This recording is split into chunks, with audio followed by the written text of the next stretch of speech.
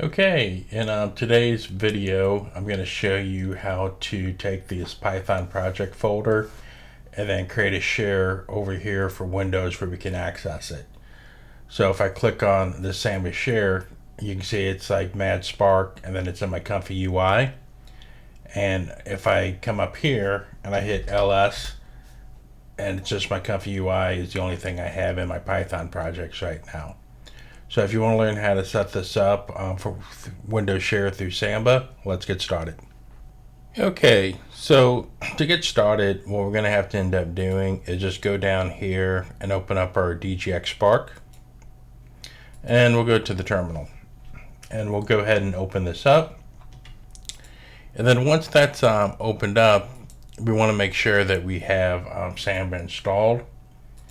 So I could do like where is Samba, and it's right there, so I already have it installed. If you don't have it installed, you can do like a sudo apt install Samba, but for the DGX Spark, it was loaded by default. Okay, so now that we know that we have it installed, let's get it configured. Okay, so to get this configured, what I'm going to do is I'm going to do a sudo nano, and then I know that Samba will be in the etc, and we'll do Samba, and then we'll do the smbd.conf, if I can spell, and then it'll ask me for my password because it's sudo. And there we are, right there. So this will kind of give you the settings and stuff like that. Okay. So down here at the very bottom, we'll just scroll all the way down to the bottom to get started. Okay. So now we're at the bottom.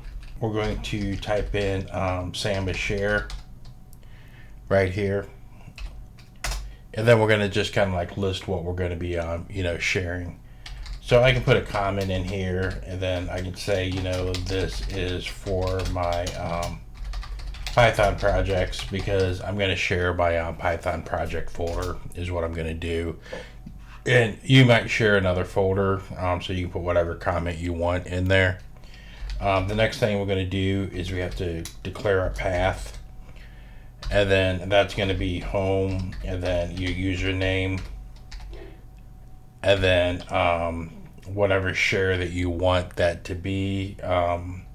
Mine's going to be Python projects because I only want to give them access to that folder. Now, if I wanted to give them access, at my username level, I could. I just don't want to do that. I just want to keep it down at the project level. And then read only, I'm going to put down no, because I don't want them to be able to read only. I want you to be able to write to these folders because inside my Python project, I might want to drop some files off or drop some stuff off in there. And it just makes it a little bit easier to do that. And then the last thing I want to do, I want to make this browsable. Okay, so I'll put browsable equals, and then I'll put yes. And then once that's done, right, I just have to hit Control X to exit out and hit yes. And hit enter to save that. Okay? And setting it up should be as simple as that. All right? Okay, so now that we have that configured, what we want to do is sudo service. And then I want to do smbd restart. That way I restart my services for Samba. And then we should be good there. Alright, so now what we're going to have to do is we're going to have to set a user ID and password. So we'll do smb passwd for password. And then we'll have an account, and then it's going to be my account. Okay, and hit enter, and then it's going to ask me to put in my password. Okay,